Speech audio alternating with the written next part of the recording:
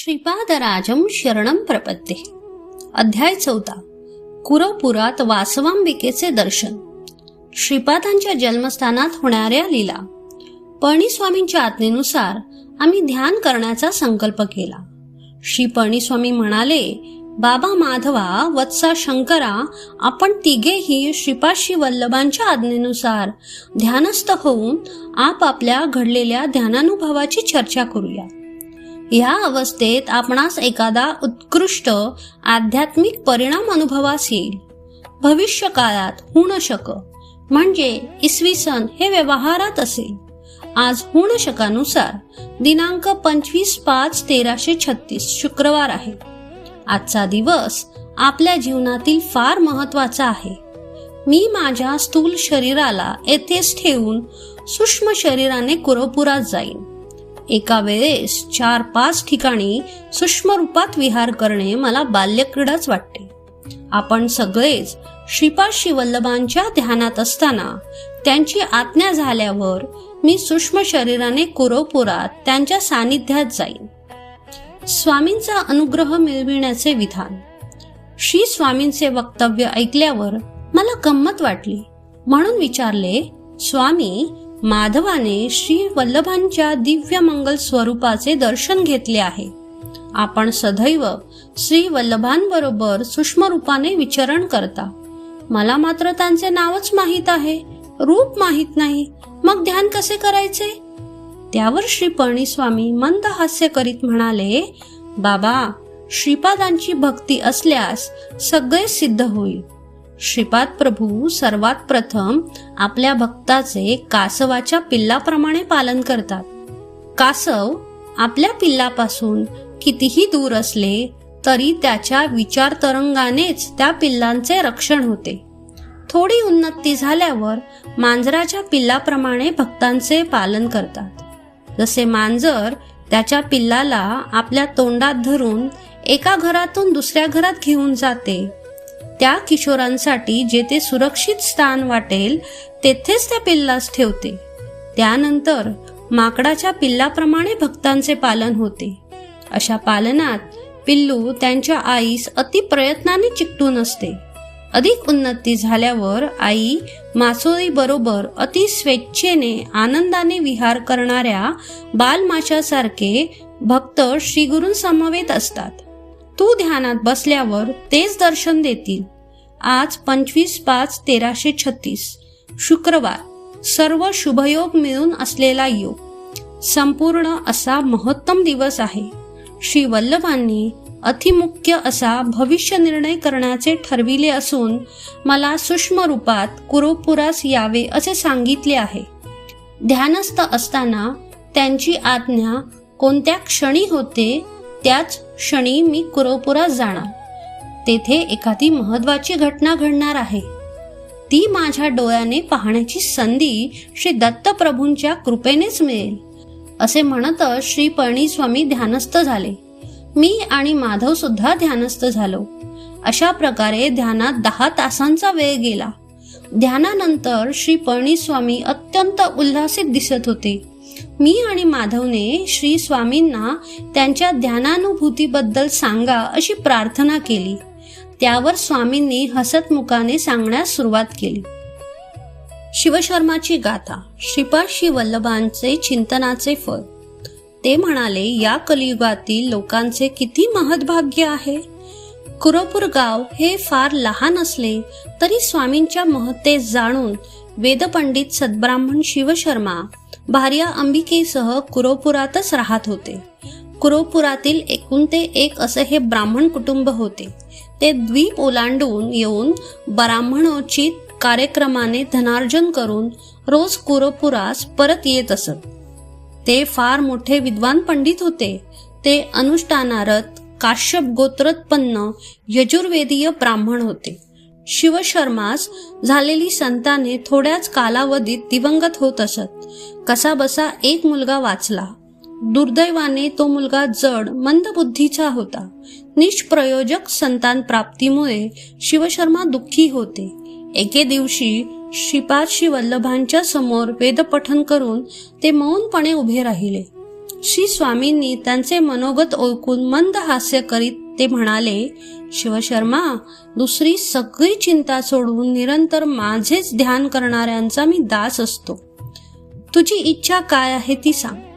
त्यावर शिवशर्मा म्हणाले, स्वामी, माझा मुलगा माझ्यापेक्षाही मोठा पंडित वक्ता व्हावा अशी माझी इच्छा होती, परंतु ती पूर्णपणे रसातळास गेली. माझा मुलगा अत्यंत मंद बुद्धीचा आहे. सर्व चराचरात, सगळ्या घटाघटात व्यापून असणाऱ्या सामर्थ्यवंत असलेल्या आपणास त्याला पंडित करणे, निष्ठावान करणे काहीच अवघड नाही. एवढी माझ्यावर कृपा करावी. त्यावर श्रीपाद प्रभू म्हणाले, बाबा, कोणी कितीही मोठा असला तरी पूर्वजन्म कर्मफल अनिवार्य असते. सगळी सृष्टी सुद्धा शासनाचे उल्लंघन न करता चालत असते. स्त्रियांना पूजेचे फळ म्हणून नवरा मिळतो. दानाचे फलस्वरूप मुले बाळे होतात. सर्वदा दान सत्पात्री करावे.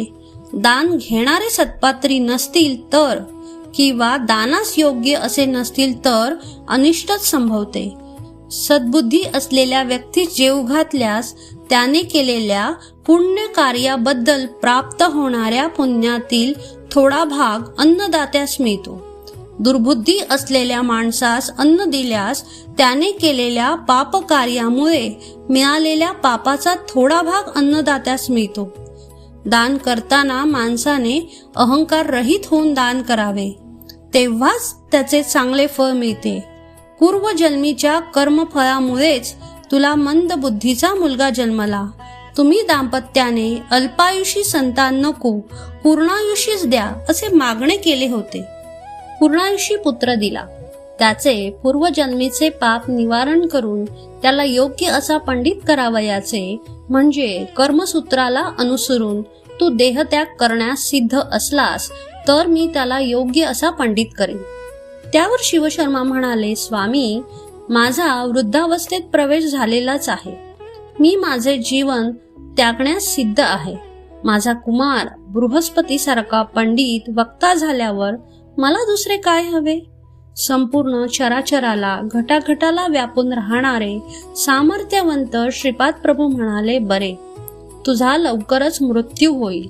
मरणानंतर सूक्ष्म देहाने धीशिला नगरामध्ये, म्हणजे सध्याचे शिर्डी, निम्म वृक्षाच्या पायथ्यापाशी असलेल्या भूगृहात थोडा वेळ तपश्चर्येत राहशील. त्यानंतर पुण्यभूमी असलेल्या महाराष्ट्र देशामध्ये जन्म घेशील. याविषयी तू तुझ्या बायकोला थोडे सुद्धा कळू देऊ नकोस. श्रीपाद वल्लभांच्या भावी जन्माचा निश्चय. आविष्करण. लवकरच शिवशर्मा मरण पावला. अंबिका तिच्या मुलासह भिक्षाटन करून जगत होती. शेजार पाजारचे लोक हसत टिंगल उडवीत त्यास अंतच नसे. त्या मठ्ठ ब्राह्मण मुलास अपमान असह्य होऊन तो आत्महत्या करण्यासाठी नदीकडे पळत सुटला. त्याची माता सुद्धा असहाय्यपणे आत्महत्या करण्यासाठी मुलाच्या मागे पळत सुटली. त्यांच्या पूर्व पुण्याईच्या प्रभावाने वाटेत श्रीपाद वल्लभ स्वामी समोरे आले. त्या दोघांनाही त्यांनी आत्महत्येच्या प्रयत्नापासून सोडविले. श्रीपाद वल्लभ स्वामींनी त्यांच्या अपार करुणा कटाक्षाने त्या मूर्ख बालकास महापंडित केले. अंबिकेने शेष जीवन शिवपूजेत घालवावे असा आदेश दिला. शनिप्रदोष व्रताचे महात्म्य सांगून प्रदोष समयात केलेल्या शिवपूजनाचे फळ कसे मिळते ह्याची सविस्तर माहिती दिली. पुढील जन्मी अंबिकेला माझ्यासारखाच मुलगा होईल असा वर दिला.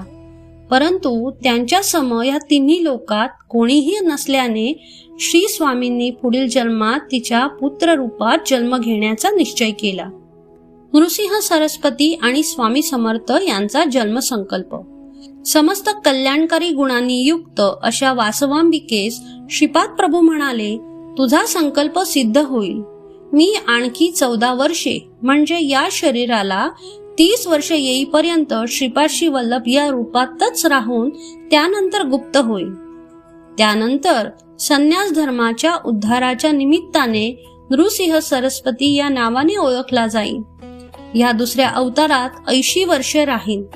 या अवतार समाप्तीनंतर कर्दळी वनात 300 वर्ष तपोनिष्ठेत राहून प्रज्ञापुरात म्हणजे अक्कलकोट येथे स्वामी समर्थ या नावाने अवतार धारण करीन. अवधूत अवस्थेत सिद्ध पुरुषांच्या रूपाने अपरिमित अशा दिव्य कांतीने अगाध लीला दाखवीन. साऱ्या जगाला धर्मकार्याला अनुसरून त्याविषयी आसक्त रहित करीन. पळणीस्वामी पुढे म्हणाले, जशी जशी युगे बदलतील तशी तशी मानवाची शक्ती कमी होत जाईल. त्यासाठी परतत्व ऋषीश्वराच्या इच्छेनुसार खालच्या स्थानावर उतरून येईल. शरीरधारी प्रभूंचा अवतार म्हणजे संपूर्ण अनुग्रहाचे सूचकच होय.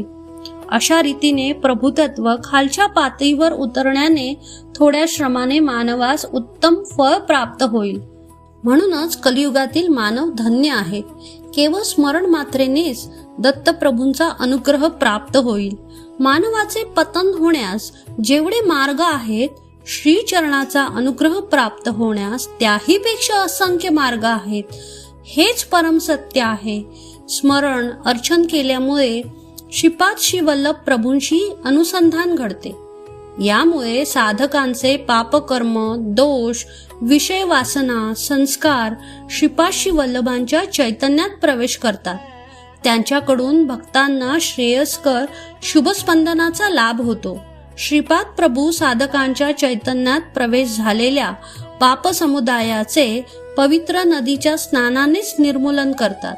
तसे न केल्यास त्यांच्या योगाग्नीनेच त्या पापांना जाळून भस्म करतात. ते स्वतः तप करून त्या तपाचे फळ त्यांच्या भक्तांना देतात. कर्मसूत्राचे अतिक्रमण न करता भक्तांचे रक्षण करतात. त्यांना आवश्यक वाटल्यास कितीही जडस्वरूप कर्मफलांचे शोषण करून आपल्या भक्तांना विमुक्तीचा प्रसाद देतात. क्षणोक्षणी त्यांच्या कर्माचा ध्वंस करतात. म्हणूनच त्यांच्या भक्तांची त्यांच्या नकळतच कर्मबंधनातून सुटका होते, मुक्ती मिळते. या पळणीस्वामींच्या वक्तव्यानंतर सुद्धा माझ्या मनातील प्रश्न मिटला नव्हता. मी त्यांना अजून एक प्रश्न विचारण्याचे साहस केले. स्वामी, 7.5च्या त्रासातून शंकराची सुद्धा सुटका झाली नाही असे ऐकले होते. ग्रहासंबंधी त्रासातून श्री गुरु सार्वभौम कशा प्रकारे सुटका करतात याबद्दल माहिती द्यावी अशी प्रार्थना. त्यावर पळणीस्वामी म्हणाले, बाबा शंकरा, खगोलातील ग्रहांना जीवांशी मित्रत्व किंवा शत्रुत्व असे नसतेच. मानव जन्माच्या वेळी त्याच्या प्रारब्ध कर्माला अनुसरून ग्रहस्फुट जन्म घेतो. त्या ग्रहांना अनुसरून शुभाशुभ फळ त्याला मिळत असते. ग्रहांच्या मुळे येणारे सूक्ष्म किरण अशुभ फळ देणारे असल्यास त्यांच्या दोष निवारण्यासाठी मंत्र तंत्र यंत्राने काही फळ न दिसल्यास जप तप होमाचा आश्रय घ्यावा. ह्या उपायाने सुद्धा उपशमन न झाल्यास श्री गुरु पादुकांना शरण जावे. श्रीचरण सर्व शक्ती संपन्न असतात. शक्तीमध्ये चांगल्या आणि वाईट शक्ती सुद्धा असतात. त्या शक्तीकडून निघालेली स्पंदने शुभ अशुभ घटना घडवून आणतात. प्रत्येक ग्रहास मानव शरीरातील थोड्या विशेष भागावर अधिपत्य असते.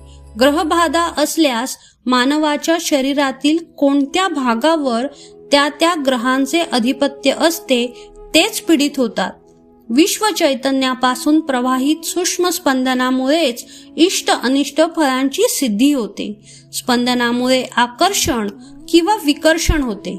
सज्जनांचा सहवास असणाऱ्या व्यक्तीस दुर्जन सहवास घडल्यास अकारण कलह, बंधुवियोग, कुटुंबातील सदस्यांशी वादविवाद होतात.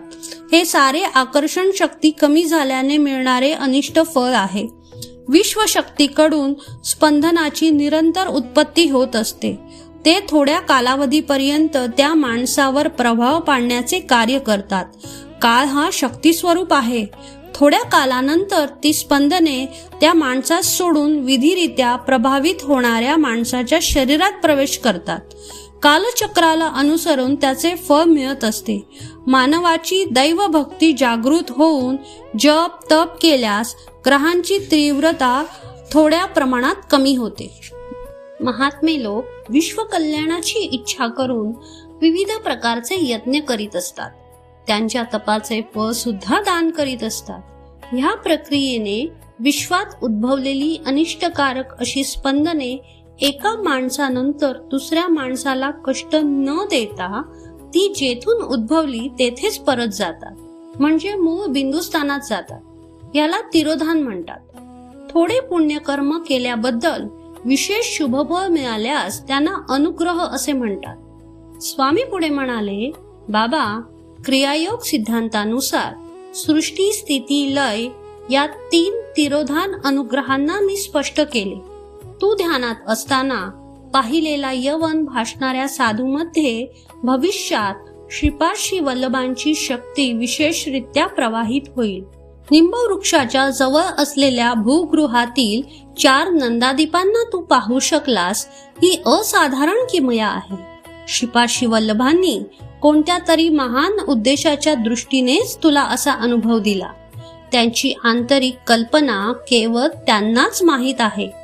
त्यांच्या लीला फार अगम्य असतात, गुणार्थ प्रयोजक असतात. त्यांच्या व्यतिरिक्त दुसऱ्यांना त्याचा मतितार्थ जाणता येत नाही. त्यात सुद्धा देवरहस्य असू शकतात. त्यांच्या अनुमतीनेच मी तुला त्याचे विवरण करू शकलो. समस्त सृष्टी त्यांच्या नजरेखालीच असते. त्याचे तेच प्रमाण आहेत. त्यांच्यात तेच श्रेष्ठ आहेत. विश्वनियंता सुद्धा तेच आहेत. योगसिद्धी आहेत, अमेय आहेत. ते परिणामांना, मोजमापांना, परिमितीला साध्य होणारे विषयच नाहीत. श्री पळणीस्वामींच्या या वर्णनाने माझे मन आनंदाने भरून गेले. मी उडपी क्षेत्राहून निघालो. कुरुपुरात जाताना मध्येच कितीतरी चित्रविचित्र अशा घटना घडत चालल्या होत्या. या सर्व ग्रंथस्थ करण्यासाठी श्री गुरु सार्वभौमांची अनुमती घ्यावी या विचाराने श्रीपाद वल्लभांच्या दर्शनोत्तर त्यांच्याशी विचार विनिमय करण्याचे ठरविले. श्री पळणीस्वामींनी माझ्या मनातील भावाला लिहिलेलेच समजून घेतले. ते म्हणाले, तुझ्या मनातील भाव मला अवगत झालेला आहे. भविष्यात भक्तांच्या हितासाठी श्री प्रभूंच्या चरित्राचे लिखाण करण्याचे तू ठरविले आहेस. ते जरूर तुझ्या प्रयत्नांना आशीर्वाद देतील. त्यानंतर श्री पळणीस्वामी माधवास त्याच्या ध्यानानुभवाविषयी सांग असे म्हणाले. माधवाने आपले अनुभव सांगितले व नंतर पळणीस्वामी म्हणाले, श्रीपाद वल्लभांचे जन्मस्थानी श्रींच्या पादुका, श्रीपाद वल्लभ, श्री दत्तात्रेय आणि श्री नृसिंह सरस्वती यांच्या मूर्तीची प्रतिष्ठापना. बाबा माधवा, तू दर्शन घेतलेले श्री वल्लभांचे मातागृहच तुझ्यातील सर्व शक्तींना आकर्षित केलेले स्थळ श्रीपाद वल्लभांचे जन्मस्थान आहे. तेथे असलेल्या पादुकांच्या खाली पाताळात अनेक सहस्त्र वर्षापासून तपात बसलेले ऋषी आहेत. तू पाहिलेल्या श्री वल्लभांच्या जन्मस्थानातच केवळ श्रींच्या पादुकांची प्रतिष्ठापना केली जाईल. पादुकांच्या प्रतिष्ठापनेनंतर काही वर्षांनी श्रीपाद वल्लभांचे चरित्रामृत प्रकाशित होईल. तू बसून ध्यान केलेल्या जागेत श्रीपाद वल्लभ, त्यांचा पूर्ण अवतार असलेले श्री दत्तात्रेय, त्यांच्या नंतरचा अवतार श्री नृसिंह सरस्वतींच्या मूर्ती स्थापित करण्यात येतील. त्यानंतर त्या क्षेत्रात विस्ताराने लीला होतील. त्यानंतर श्री पळणीस्वामींनी थोडा वेळ मौन धरले. आमच्या गुहेच्या जवळच असलेल्या नवयुवकाचे प्रेत बाहेर काढण्यास सांगितले. प्रेतास बाहेर काढल्यावर प्रणवाचा उच्चार करण्यास सुरुवात केली. श्रीपाद राजम शरणम प्रपत्ते. व्याघ्रेश्वर शर्मा जयघोष करीत होता. श्री पळणीस्वामींनी नवयुवकाच्या शरीरात प्रवेश केला. वयोभाराने शिथिल झालेल्या वृत्त शरीरास व्याघ्र रूपात असलेल्या व्याघ्रेश्वर शर्माने जवळ असलेल्या नदीत टाकण्यास नेले. नूतन शरीरात प्रवेश केलेल्या पळणीस्वामींनी आज्ञा केली, तुम्ही या क्षणीच इथून जावे. बाबा माधवा, तू तुझ्या विचित्रपुरात जा. बाबा शंकरा, तू तिरुपती या महाक्षेत्रात जावे. माधवा, तू तुझ्या सूक्ष्म शरीराने पिठिकापुरातील पुण्यवंतांचे दर्शन घेतलेस, तेच तुला या जन्मात पुरे. श्रीपाद वल्लभ अनुग्रह प्राप्तिरस्तु. तेव्हाच माधव विचित्रपुराकडे, मी तिरुपतीकडे प्रयाणास निघालो. श्रींच्या लीलेचा अंतच लागत नाही हेच करे. श्रीपाद वल्लभांचा जय जयकार असो. मुलींना योग्य वर प्राप्ती, गुरुनिंदा दोष निवारण.